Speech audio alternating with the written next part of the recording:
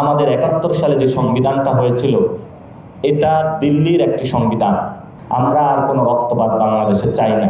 এখন তো আপনাদের মাথার উপরে নৌকা এবং ধানের শীষের কোনো এই ধরনের অস্ত্র তাক করা নাই।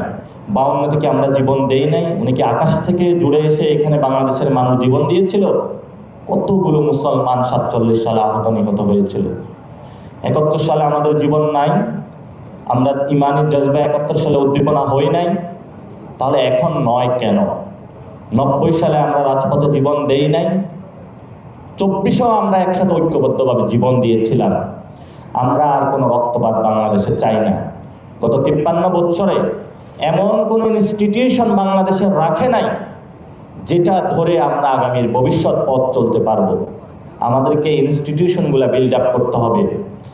আপনাদের এই যে সুন্নির যে ইনস্টিটিউশনগুলো আছে, কোনো ইনস্টিটিউশন কি এখন ওয়ার্ক করতেছে?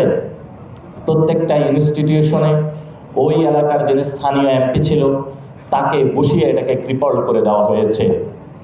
যে ব্যক্তিগত যে জায়গাটা আপনারা কখনো এক্সপ্রেস করতে পারেন নাই, এখন সময় এসেছে।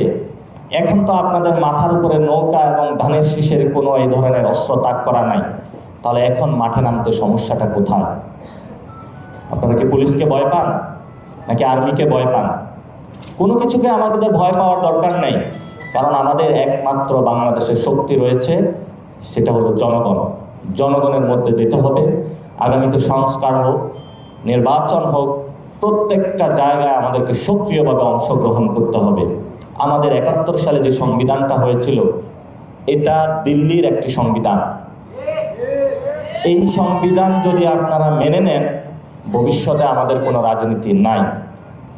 এই সংবিধানের মধ্য দিয়ে আমার আপনার যে পরিচয়টা আছে সেই পরিচয়কে কলুষিত করা হয়েছে। এই সংবিধানের মধ্য দিয়ে এমন একটি আইডিয়া আমাকে ঠেলে দেওয়া হয়েছে, সাউথ এশিয়াতে আমার এখন কোনো পরিচয় নাই। পরিচয় যদি না থাকে, বাঁচার অধিকার আমি কিভাবে পাবো?